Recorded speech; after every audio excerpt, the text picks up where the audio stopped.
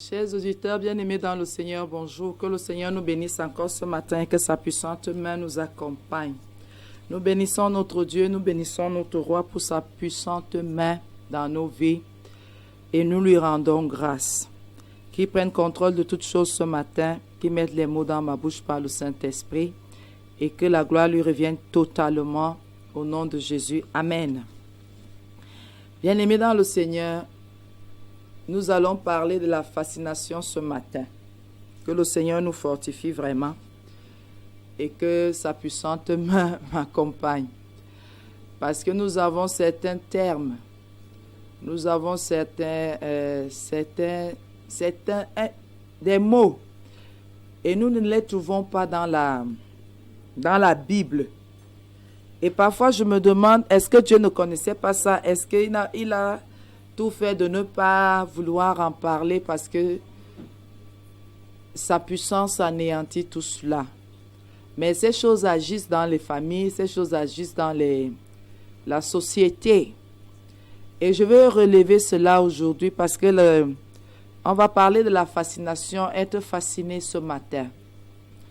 Et nous allons nous rendre compte que quand on parle de la fascination, d'être fasciné, c'est que quelqu'un décide de prendre possession de votre vie, quelqu'un décide d'être maître de votre vie. Donc, exactement, ça se dit en ceci, se rendre maître d'un être vivant par la puissance du regard, la puissance de la parole, la puissance des agissements.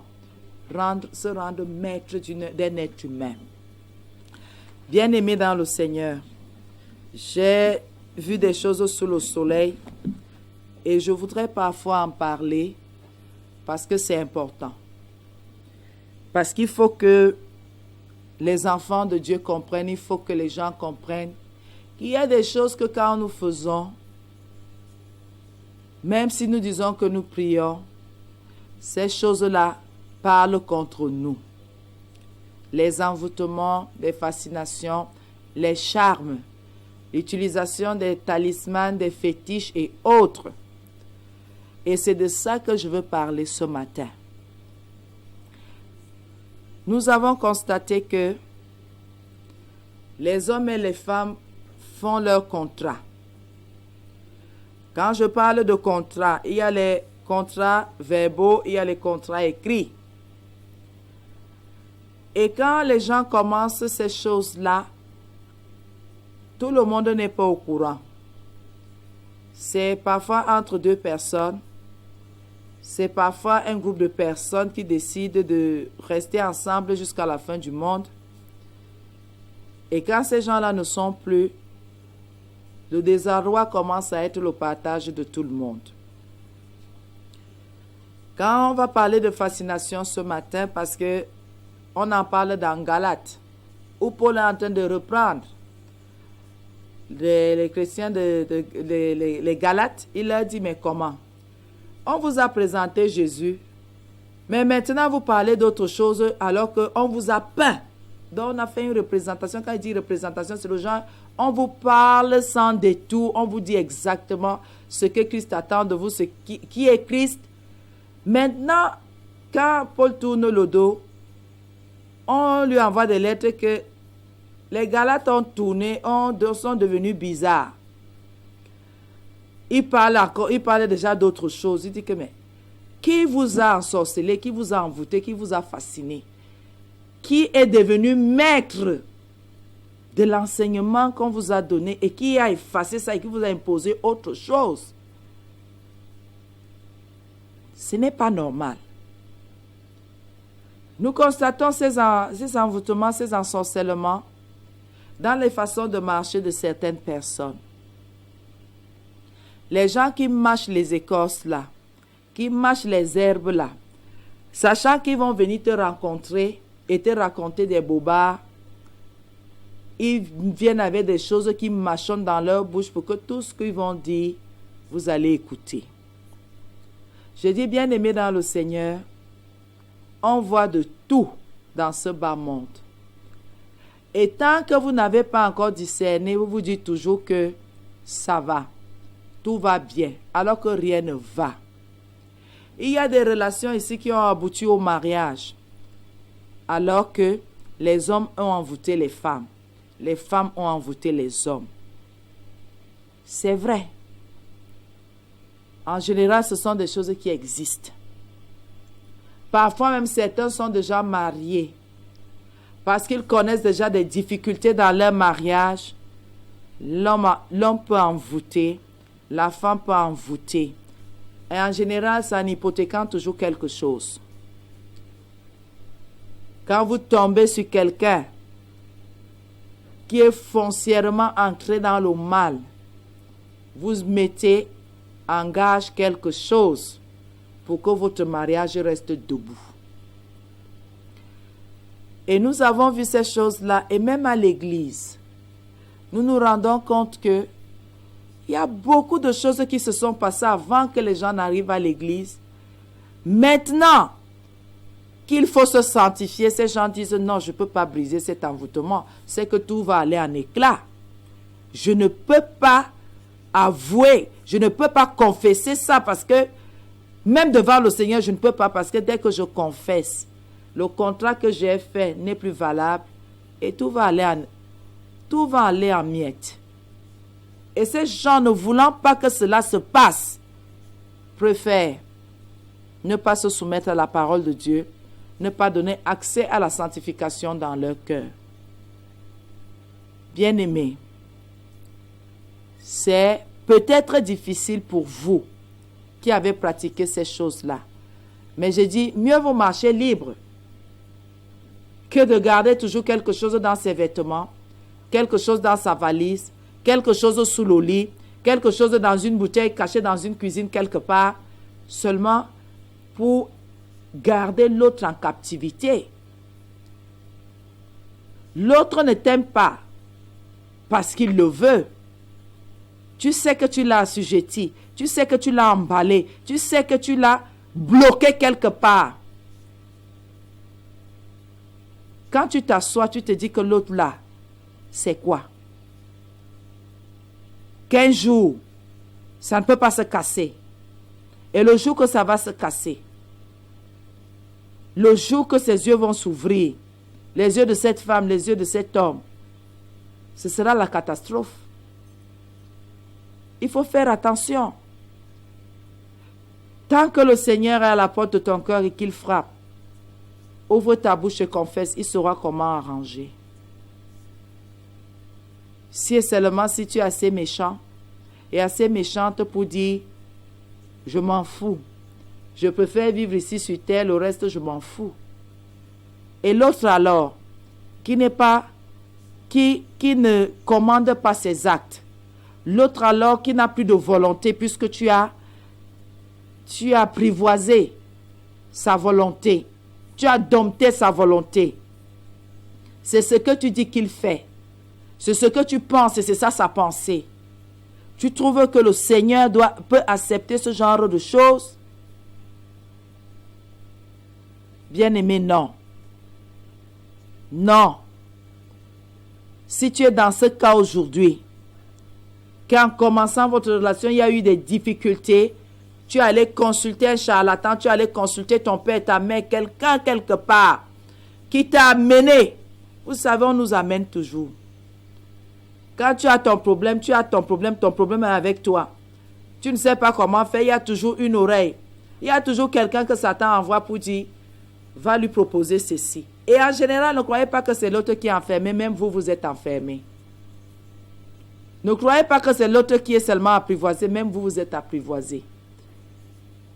Parce qu'il y a des règles, il y a des règlements, il y a des lois par rapport à ce truc-là pour que ça marche. Et je pose souvent la question que l'amour étant un choix libre, qu'est-ce qui peut bien prendre quelqu'un qui va dire à l'autre qui va prendre autorité, qui va posséder la vie de l'autre?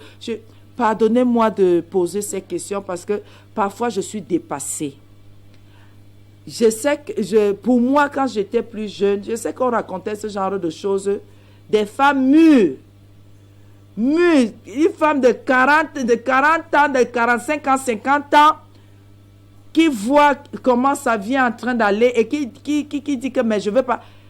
Et en général, elle faisait ça à un jeune homme qui allait jusqu'à l'épouser ou à rester, mais en général, même c'était pour rester ensemble. Elle ne demandait pas jusqu'au mariage, elle n'en avait pas besoin. Elle finit de te dompter, là, de t'apprivoiser, là, elle t'enferme. Tu es là, même si tu ne travailles pas, tu ne fous rien. Elle est là, elle te nourrit. Tu es là assis comme un pantin. Tu es là. On t'entend même parler. C'est comme si on t'a volé ton cerveau. Comme si on a fini de manger ton cœur. Tu es là. Tu es là comme quelqu'un qu'on a fini de lier. On ne voit pas les liens, mais tu es là. Tu es assis. Elle vient là, tu es venu. Viens, on fait le poisson ensemble. Tu peux faire. Tu as cassé le bois. Tu es comme son enfant. Tu es comme son mari. Tu es comme quelqu'un. On ne comprend même pas quel est ton rôle dans la maison là. Oh, tu es là. Et en général, on regarde, on dit que mais qui a gâté l'enfant si? C'est comment? Et ceux qui comprenaient disaient que Aka, elle a fini de l'envoûter. Mais aujourd'hui, j'entends les jeunes garçons m'envoyer des messages. J'ai envoûté. J'ai charmé. On a commencé notre... Parce que le mot là, c'est le mot là qui m'a un peu... J'ai charmé la fille et maintenant elle est partie. J'ai dit que, ça veut dire que ton charme s'est coupé. Si elle a pu partir, maintenant, et la personne nous demande la prière. Prier pour qu'elle revienne. Toi, tu as commencé à envoûter quelqu'un. Si l'envoûtement a été brisé, gloire à Dieu, nous, on ne peut pas prier pour qu'elle revienne, pour que tu l'ennoies encore dans le charme. Jamais. Si tu n'es pas capable, ça veut dire que cette femme n'est pas pour toi. Parce qu'en général, vous voyez les gens utiliser des choses bizarres.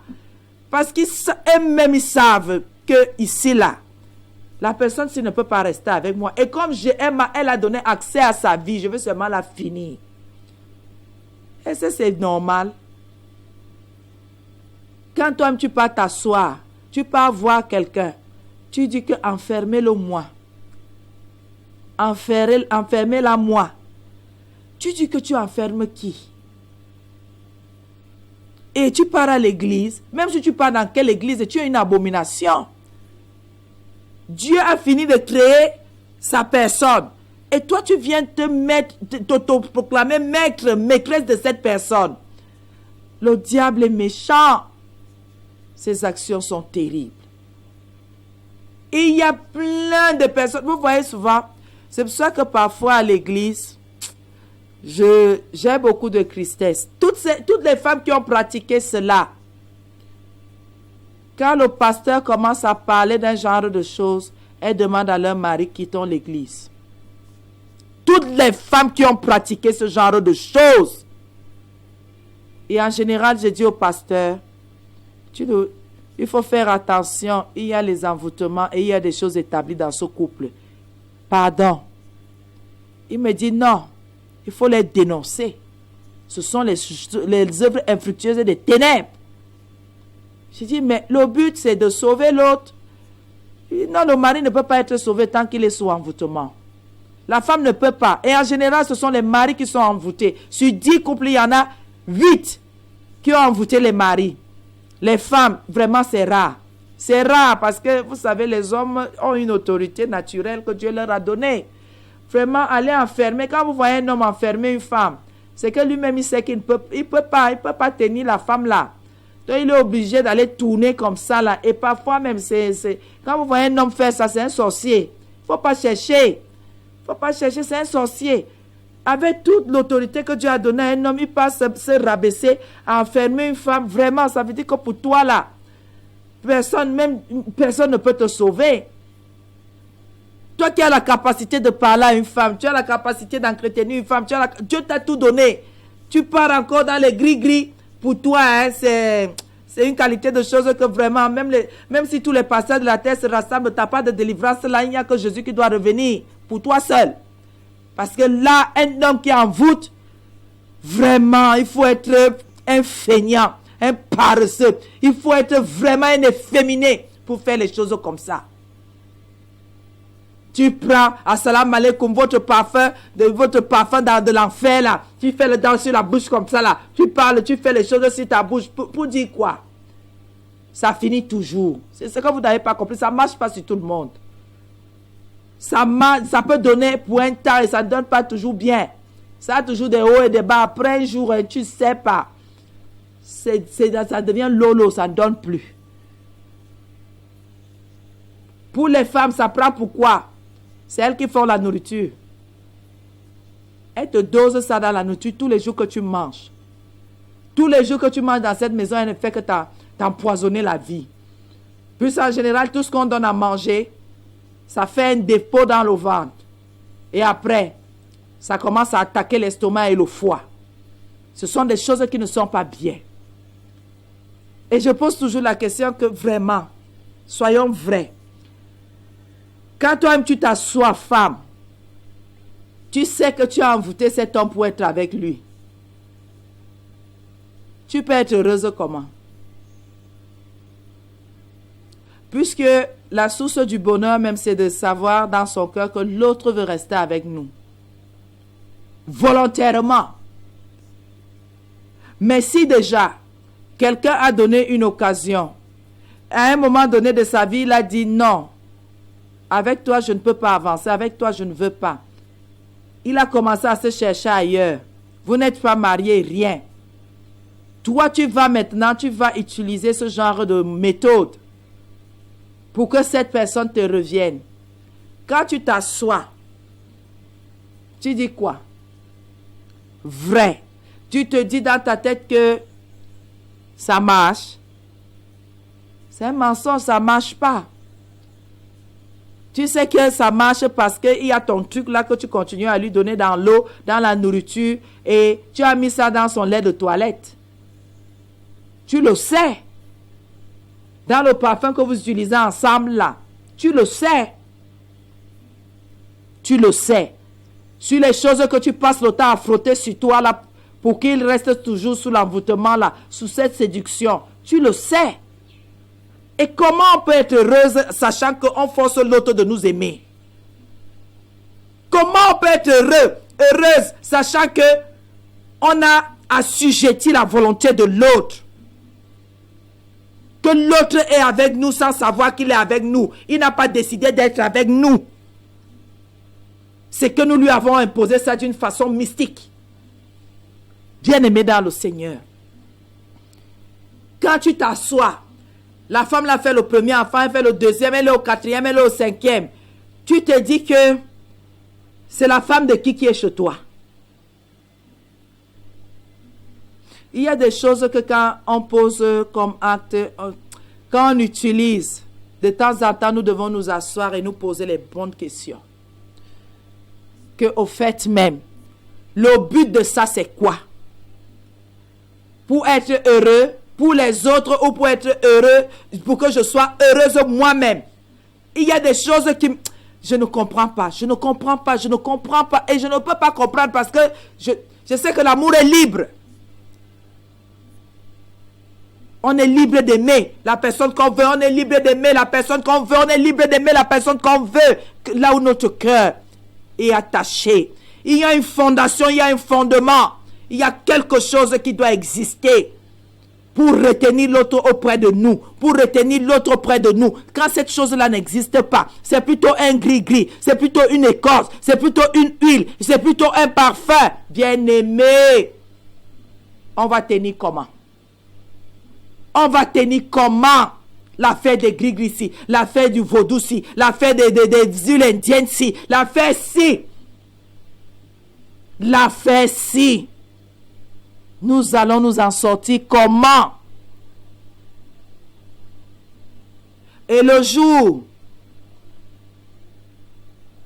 que cette femme va quelque part, sa famille ne fait que lui dire que le gars là t'a envoûté. Le gars là t'a fait quelque chose. Elle ne fait que dire que laissez-moi tranquille. Après combien d'années, un jour, cette fascination tombe, pam! La femme ne regarde plus à tout ce qui s'est passé entre vous, ne regarde plus à ce que vous avez pu bâtir ensemble. Elle est dehors. En général, nous pasteurs, là, on dit non, c'est la malédiction. Parfois, c'est que l'envoûtement aussi est fini. Hein? Oui, parfois, c'est aussi que l'envoûtement est fini. Ça a lâché au nom de Jésus. Poum. Vous savez, il y a un temps. Il y a un temps pour chaque chose. Il y a un temps même que Dieu, le Seigneur décide de dire qu'ici, là, vous racontez. Tu me connais pas. Je commence à ouvrir tes yeux là. Je commence à me révéler. On ne sait pas ce qui se passe. Vous voyez quelqu'un sortir comme s'il sortait de l'eau. Ouh, j'étais où? Le temps de dire j'étais où, la personne est derrière. C'est comme si elle n'avait jamais constaté que la porte était ouverte. Dehors. C'est comme une possession. La personne se sent libre et commence à dire je veux vivre. Tout n'est pas toujours une affaire que la malédiction. Hein? Quelqu'un va me dire que le fait même qu'elle soit envoûtée, c'est même une malédiction. Non. La séduction, le diable rôde. Il ne faut pas dire des choses comme ça. Moi, je vais même vous dire quelque chose. Il y a un jeune homme qui est arrivé à l'église. On finit les enseignements, il est toujours en train de lever le doigt. Maman Blanche. Le gars finissait, il passait le temps à se oindre avec les huiles qui attirent là. Et il ne venait pas. Il dit, moi, ce ne sont que les femmes mariées. Oui, maman Blanche, Dieu est monté, Jésus c'est qui? Machin. Vous savez, j'ai fait comme Paul. J'ai supporté un culte, 2 cultes. Le 3e culte, je lui ai dit, ce que vous mettez sur votre corps là, et vous marchez dans votre bouche là, quand vous posez vos questions là, d'abord, je ne vous donne plus parole ici. Vous faites des choses pas bien. Vous charmez, vous passez le temps à mettre les huiles sur vous. Bien-aimé dans le Seigneur, il a avoué que oui, c'est vrai. Lui, il est comme ça, aucune femme ne lui résiste. Je lui ai dit que moi, alors, je ne suis pas dans tes choses-là.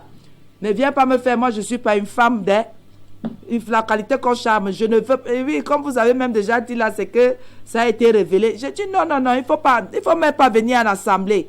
Il y a des personnes qui ne sont pas encore affermies et venir les enflammer là. On commence à avoir les choses pas très correctes. Vous savez, il y a les témoignages. Hein? Quand vous écoutez, il y a des choses que vous vivez physiquement.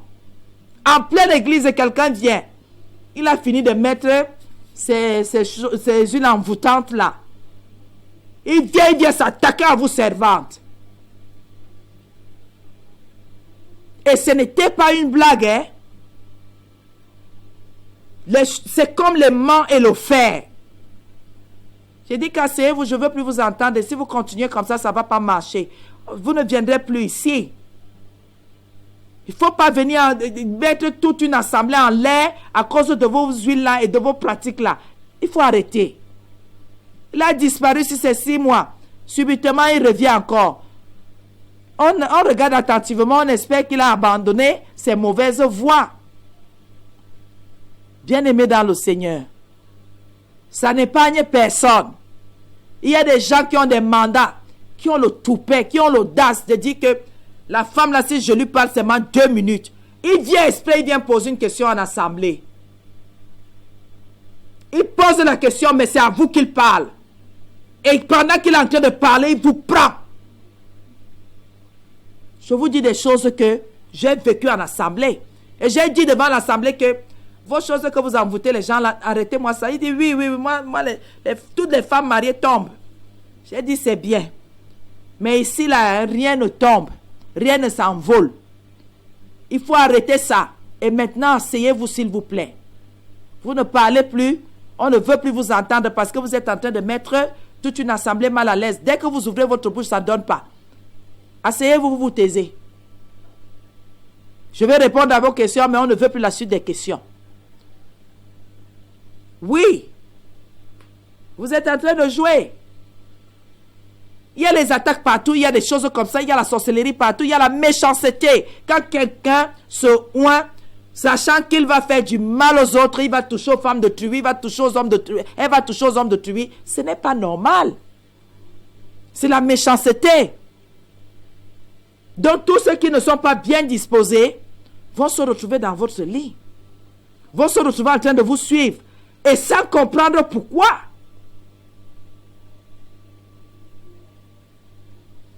Donc vous êtes avec une femme, elle ne sait pas pourquoi elle est avec vous. Elle n'a jamais pris la décision d'être avec vous.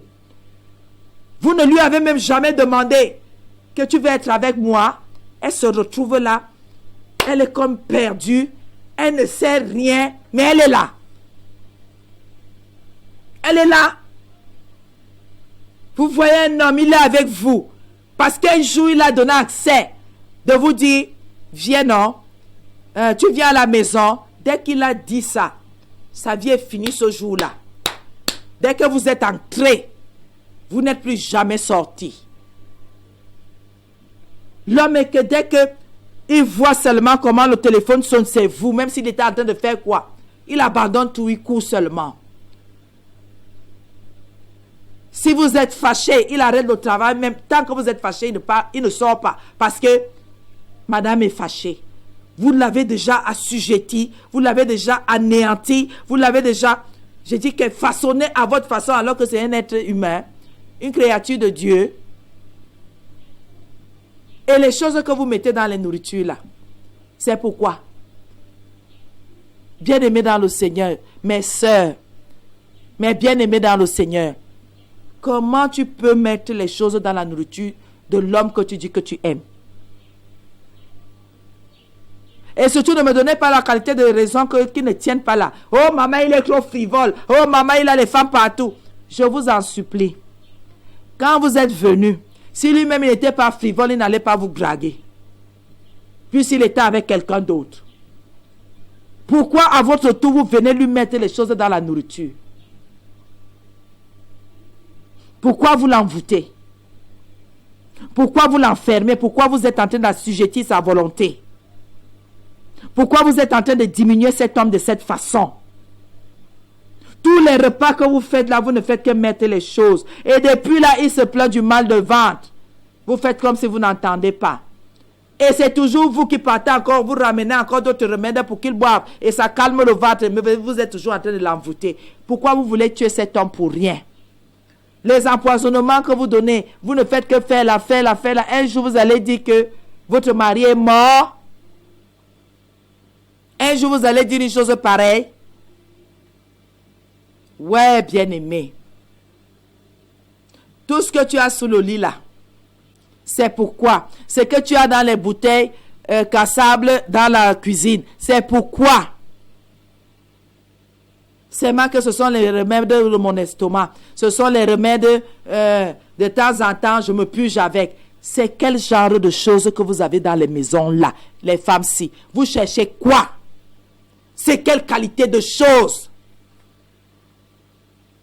L'amour est forcé. Si l'amour est déjà forcé, vraiment, c'est que ce n'est plus bien. Hein?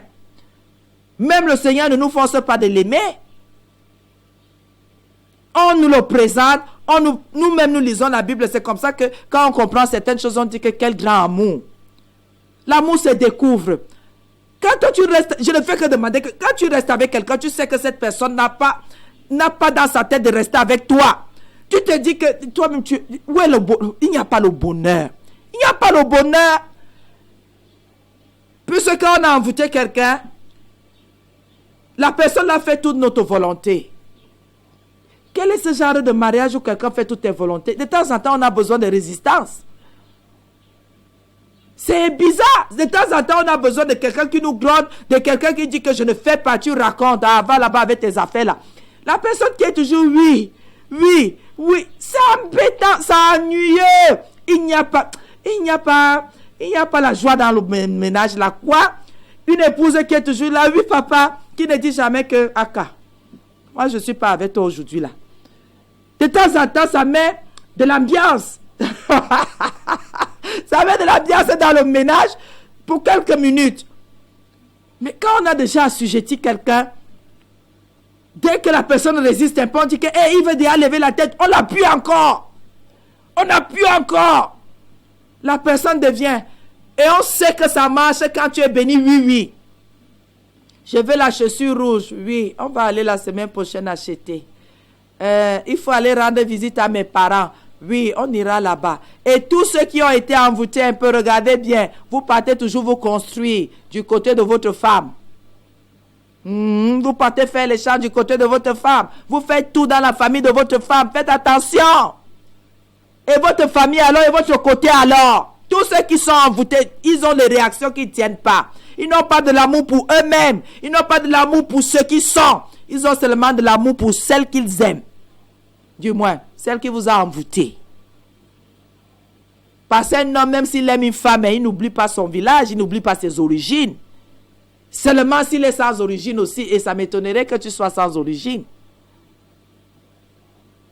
Je trouvais, pardonnez-moi de le dire, je trouvais inadmissible qu'un homme, il avait sa femme, qu'il ait fait la maison dans le village de sa femme. Même si tu as 1000 hectares, je ne pars pas. Tu racontes, c'est pour toi là-bas, je suis un ambassadeur itinérant. Je ne viens pas me construire chez vous. Je suis ton mari, je ne suis pas l'enfant de ton père. Tu racontes. Si tu as les terres là-bas, ce sont les terres que nos enfants vont hériter, mais toi et moi là, nous allons faire autre chose ailleurs. Et si moi je n'ai pas de village, on va acheter ailleurs, on fait là-bas. Les enfants resteront hérités de leur mère de ce côté-là, mais moi je n'irai pas me construire chez toi. En tant qu'homme, tu racontes tout ce que tu veux raconter. Que j'ai de l'argent ou pas, je ne ferai pas ça. Je vais refuser. Pourquoi? C'est une question d'identité. Je ne suis pas un malade. Je ne viens pas. Et tes richesses, mais je ne viens... Ce sont nos richesses, tu vas le dire. Non, c'est l'héritage de ton côté. Et tu es ma femme. Ce n'est pas moi qui suis venu chez vous. Je ne l'accepte pas. Je refuse. L'héritage que tu as là, c'est pour nos enfants, ce n'est pas pour moi. Tu racontes ce que tu veux raconter là-bas. On vous a dit qu'un homme hérite de sa femme.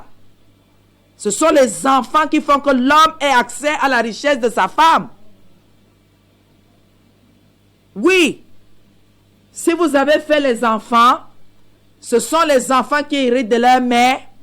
Et maintenant, le papa peut en profiter. Sinon, ça ne donne pas.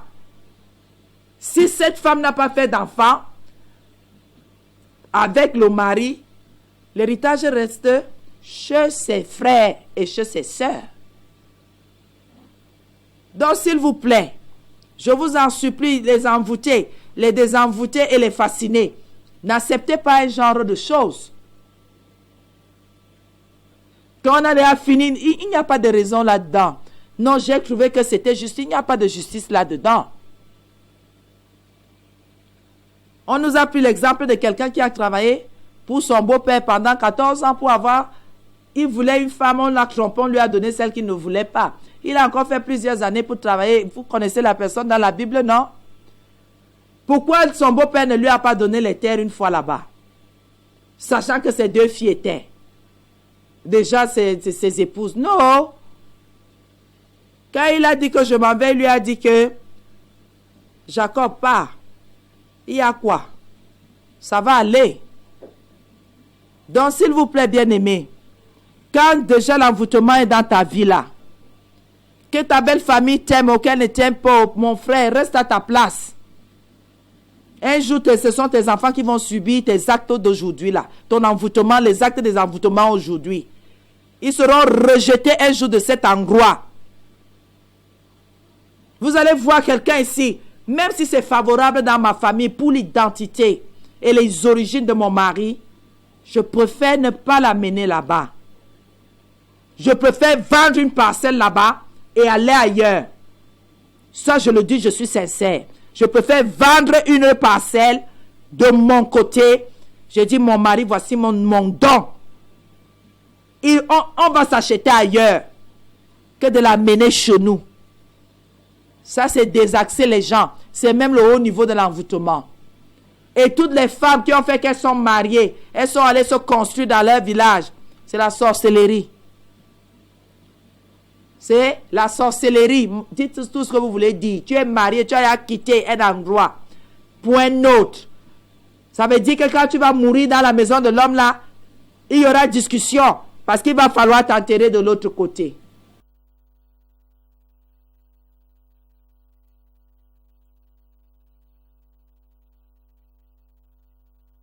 Pourquoi? Il y a plusieurs façons que ces choses-là se manifestent, mais tout le monde banalise. Tout le monde regarde en disant, non, non, non, ne prenez pas ça mal, c'est vous qui voyez mal, faites attention. les fascinations. Même si vous voyez que c'est favorable, regardez d'abord à vous et à votre situation. Et ce que ça va, la semence que vous mettez au sol et ce que ça va donner. Donc, s'il vous plaît, restons vigilants pour que certaines choses ne soient pas le partage. Notre partage est le partage de nos enfants plus tard. Quand vous avez été fasciné, quand vous avez été ensorcelé, quand vous avez été envoûté, restez vigilants. Restez vigilants. Vous allez me dire, quelqu'un qui est dominé, comment il va réfléchir? Ne vous en faites pas. Le Seigneur a donné la capacité à l'homme, même quand nous sommes dans le péché. Il y a des moments de lucidité. Ne vous en faites pas, même quand quelqu'un est devant vous, il est en train de vouloir vous convaincre ou justifier son péché. Quand il est seul dans sa chambre, il sait à quoi penser et il sait que son cœur ne donne pas. Donc, même ceux qui sont envoûtés, même ceux qui sont fascinés, savent qu'il y a un temps pour chaque chose. Ils savent que ça doit s'arrêter. Ils savent que ce n'est pas normal ce que je fais là. Et ce n'est pas normal ce qui m'arrive. Comment je peux dire oui? Je vais même avec la personne faire, mais maintenant, j'ai un pincement au cœur. Pourquoi je n'arrive pas à dire non à cette personne? Pourquoi je n'arrive pas à m'opposer?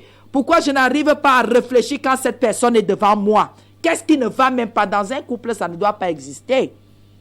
Que tu parles à ta femme, elle ne sait pas dire oui, elle ne sait pas dire non. Elle est seulement là. C'est comme tu as dit non. Faisons comme ça. C'est dangereux. Tu parles à ton mari, il ne fait que te dire oui, allons alors. Oui, faisons alors. C'est étrange. Et toi, tu trouves ça normal. Ce n'est pas normal. De temps en temps, on a besoin d'une réflexion haute. De temps en temps, on a besoin que quelqu'un conteste ou quelqu'un s'oppose à ce que nous disons, pas à la parole de Dieu. Tout simplement pour que nous aussi, notre réflexion, notre opinion mûrisse. Mais si on a face à nous quelqu'un qui dit toujours oui de toutes les façons, quelqu'un qu'on sait, on lui parle, on ne lui demande pas son avis, on l'informe. C'est étrange de vivre comme ça. Même Dieu ne nous a pas créés pour qu'on soit comme ça. Sinon, il n'allait pas donner accès à Satan à nos vies.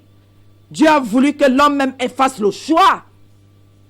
Et c'est pour cela que quand j'entends les gens dire comment le Seigneur peut dire qu'il a créé des gens pour le jour du jugement, le méchant pour le jour de la perdition. Écoutez, le Seigneur ne peut pas créer quelqu'un méchant. Mais il sait déjà que cette personne va tomber. Parce qu'à partir de sa conception, écoutez très bien, il y a des gens qui savent que pour accoucher, il y a des femmes qui savent que l'enfant qu'elles ont porté dans leurs entrailles était l'enfant du marabout. Que ce n'est pas leur mari qui a fait cet enfant. Et vous voulez que Dieu dise quoi? Voilà là, un enfant méchant qui est en train de naître. La femme cache au mari. Vous croyez que c'est Dieu qui crée les gens qui sont méchants? À partir de la conception, c'est déjà décrété que voilà un méchant qui est né. Voilà un méchant qui a été conçu. C'est de la faute de qui? Puisque la maman va vivre dans l'hypocrisie toute sa vie. Ne jamais dire à son mari que c'est l'enfant du marabout. C'est Dieu qui vient faire ça. Comment tu peux aller chercher l'enfant? Tu dis que tu peux faire les remèdes. Tu peux dormir avec le marabout. Dans les remèdes, là, il y avait ça. Écoutez attentivement. Et voilà les multiples envoûtements. Quelqu'un sait que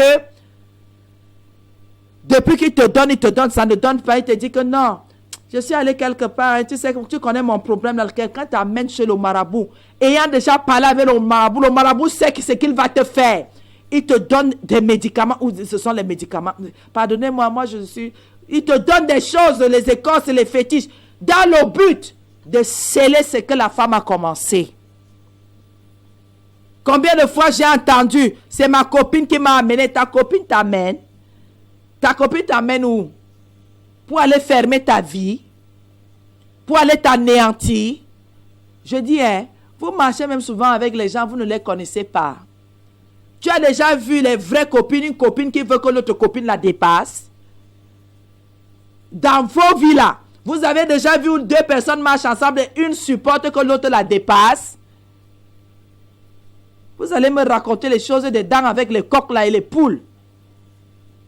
Quand une copine t'amène chez le marabout, tu sais, chez son marabout, Tu sais ce que elle a dit à son marabout? Vous êtes naïfs. Même quand nos propres parents disaient que venez, on va chez le marabout, c'était clair. Et quand on s'asseyait, on dit non, la vie de celui-ci est bien, la vie de celle-ci est bien. Les autres étaient à l'aise.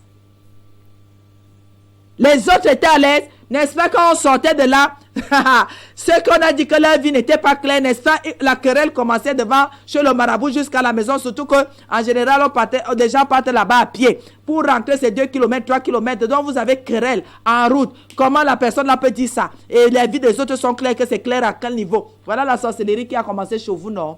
C'est seulement quand le serviteur de Dieu fait une révélation qui a scandale. Mais quand, je dis depuis que les marabouts disent les choses, je n'ai jamais entendu un scandale dans une famille que le marabout a dit quelque chose.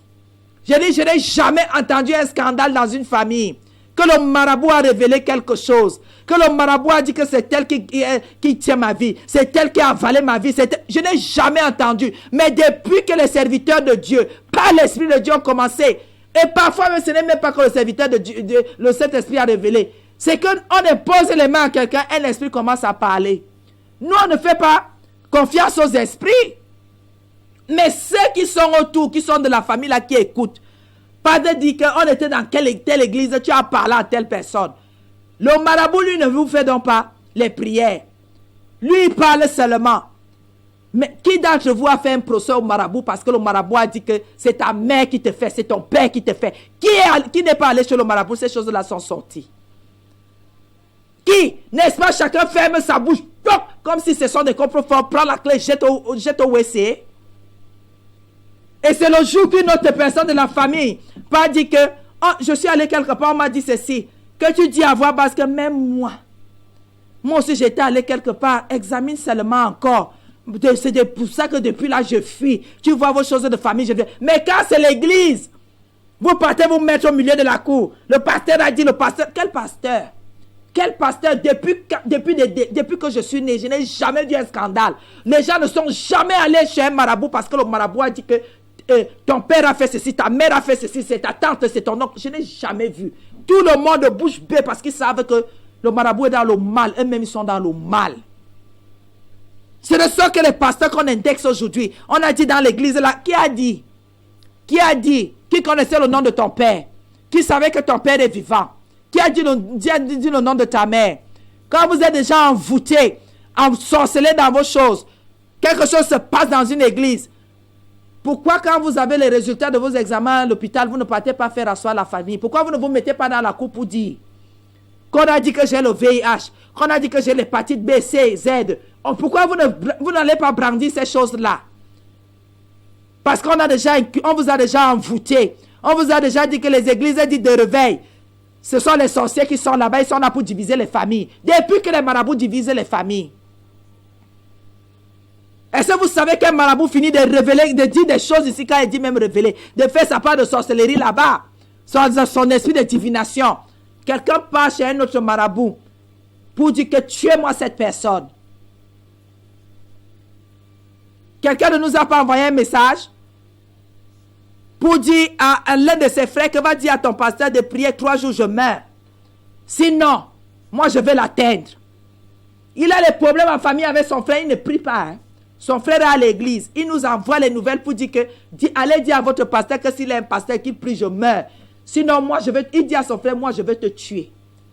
Tu tues, c'est ton frère. Le deuil sera dans votre famille. Le pasteur a quoi à y voir? Va dire au pasteur de prier, je meurs. Mais si tu veux mourir, il y a les camions qui passent en route. Va sous le camion. Pourquoi tu veux que le pasteur prie? Et déjà même, quelles sont ces prières-là? On fait les prières pour que les gens meurent. On vous a déjà envoûté. Tout ce que les pasteurs peuvent dire dans une église, c'est pour casser les familles. Depuis que les marabouts cassent vos familles, bande d'hypocrites. Hypocrites. Depuis que les marabouts cassent vos familles, mais parce que le marabout dit, ne parle pas de ça, sinon ça va faire ceci. Tu gardes 10 ans, 20 ans. Je sais, vous écoutez, vous savez de quoi je parle. Vous avez été envoûtés. Tout ce qui est révélé est condamné. Pourquoi je dois garder quelque chose qui ne m'avantage pas, qui ne m'édifie pas, qui ne fait rien, qui suscite plutôt la haine dans mon cœur? Un esprit mauvais confesse des choses à l'église. Vous portez, vous dites que c'est le pasteur qui a dit. Le pasteur a dit quoi? Et même si le pasteur a dit, il a dit ça dans le but de vous diviser. Il a dit ça dans le but de que quelqu'un guérisse. Et c'est toujours comme ça les envoûtements, les fascinations là. Vous savez quoi? Continuez à aller vous faire enfermer. Moi, je sais que bon, j'ai entendu que certains pasteurs font les aromates et envoient les chrétiennes. Si tu as un rendez-vous pour qu'on te donne beaucoup d'argent, mais bien aimé, pardon. Pardon, il faut nous laisser. Toi-même qui prends, hein, ma soeur, toi qui peux avoir le pasteur, il te donne une huile pour que tu partes bien, faire la prostitution, que tu ailles bien donner ton corps et que tu prennes les maladies là-bas, que tu fasses de la fornication. Toi-même qui prends, tu es sorcière. Le pasteur même qui t'a donné aussi n'est pas loin de la sorcellerie. Les aromates, on te lave le corps parce que tu as un grand chaud et il faut qu'il donne l'argent et il te dit, va, mais n'oublie pas ma dîme. Si ce n'est pas l'envoûtement, c'est quoi? Si ce ne sont pas les incantations, c'est quoi? Vous qui lavez les corps des gens à l'église là, soyez bénis ce matin. Mais sachez que, mes bien-aimés, c'est l'envoûtement. C'est l'envoûtement. Et c'est pour vous briser. Il y a quelque chose que je dis toujours, l'intimité. Vous savez, le corps de la femme n'est pas un corps qu'on touche. Ne peut toucher que celui-là à qui il appartient. Quand quelqu'un veut vous briser, il vous fait vous déshabiller devant lui. Et après, il passe ses mains sur vous. C'est pour briser votre résistance. Après, vous lui appartenez. Oui, bien-aimé. Le jour qu'il va décider de vous mettre dans son lit, il le fera. Vous cachez encore quoi? Il a déjà tout vu. Il a déjà tout touché. Oui, il y a encore quelle résistance? Quand vous allez lui dire, non, pasteur, il va dire que tu caches encore quoi, n'est-ce pas? J'ai déjà tout vu. Maintenant, ce n'est que l'accomplissement. Ce n'est que l'accomplissement. Les premiers signes ont déjà été. Maintenant, il faut que ça s'accomplisse. Tu vas résister jusqu'à quand? On t'a déjà vu nu, complètement nu. Il a passé ses mains partout sur toi. Si ce n'est pas la fascination, si ce n'est pas l'envoûtement, si ce n'est pas l'ensorcellement, c'est quoi? Vous voulez venir m'expliquer, je suis une femme. C'est pour ça que même les visites prénatales, si ce n'est pas une femme, vous racontez. C'est pour cela que le gynécologue ne demande pas aux gens de se mettre totalement nus. Parce qu'il sait qu'un jour, une femme peut le violer là-bas. Oui, il ne va que là où c'est nécessaire et le reste, vous restez habillés. Quand quelqu'un vous dit déjà déshabillez-vous totalement, il vous froisse. La nudité est quelque chose, même quand on dit que les prostituées, elles ne montrent pas leur nudité n'importe comment. Hein? Jamais. Mais quand quelqu'un vous dit de vous déshabiller totalement, c'est pour vous briser. C'est pour vous briser. C'est pour anéantir votre volonté. C'est pour anéantir votre résistance. C'est pour dire que laissez ça. Et si cette personne-là dit encore je vous lave, je vous oins, c'est fini. Laver quelqu'un, c'est une caresse. Oindre quelqu'un, c'est une caresse. Tu vas dire que cette personne n'a pas fait quoi? La nudité étant sacrée, moi je ne sais pas si Jésus, pour guérir les malades, passait le temps à les laver et à les oindre. Je ne sais pas si Paul l'a fait. Vous savez, jusqu'à ce que je découvre tous les versets de la Bible, je parle doucement, je ne m'avance pas. Mais je crois que je n'ai pas encore entendu. Quelqu'un va dire, ah non, vous êtes attardé, laissez mon retardement et mon attardement, ça va aller. Mais, j'aimerais aussi, j'espère qu'il n'y a pas les prophétesses aussi qui passent le temps à laver les hommes. Et à oindre les hommes. Parce que si ça arrive, c'est trop fort. C'est trop fort parce qu'avec les hommes, c'est différent. Pour les femmes, c'est abordable. Avec les hommes, les femmes essayent ça. Vous allez seulement entendre les scandales. Je vous en supplie, bien-aimés dans le Seigneur, toi qui as fait, qui as donné les fétiches pour qu'on t'aime, qui a donné les écorces pour qu'on t'aime, qui a fait boire des potions et des coctions magiques aux gens pour qu'on t'aime, pour qu'on reste avec toi, parce que tu étais en mal d'amour, je t'en supplie, repens-toi ce matin. Repens-toi ce matin, et si ça veut, ça se casse, au moins là, tu es aussi libre. Parce que chaque jour, il faut attacher. Chaque jour, il faut souffler. Chaque jour, il faut aller vérifier. Vraiment, ton argent est fini seulement pour garder le mari là. Tu ne vois pas que c'est comme si c'est le python. C'est un enfant que tu nourris. Tu ne fais qu'aller verser pour qu'on garde. Pour qu'on garde. C'est un serpent que tu nourris, ma soeur. Abandonne tout ça. Il y a quelqu'un quelque part qui va t'aimer pour ce que tu es. Comme tu es là, la personne là va t'aimer. La personne là va te, je veux dire qu'on va te préférer à tout le monde. Et c'est là où tu connaîtras le vrai amour. Quand quelqu'un peut te supplier, de te dire que excuse-moi, te supplier que non, ne pars pas. Laisse alors, laisse, ça va aller. C'est ça l'amour. Mais là où tout est permis, là, ma soeur, il faut laisser, ce n'est pas bien. Que le Seigneur nous bénisse ce matin et qu'on comprenne que rendre l'autre, à servir l'autre, soumettre l'autre, dompter la volonté de l'autre, c'est une très mauvaise chose. L'envoûtement, la fascination, l'ensorcellement, toutes ces choses-là, le charme, toutes ces choses-là sont mauvaises. Et si tu es enfant de Dieu, tu les pratiques, sache bien aimé que tu es en abomination devant la face de Dieu. Repentons-nous pour tout ce que nous avons pratiqué et que le Seigneur nous bénisse encore ce matin. Amen.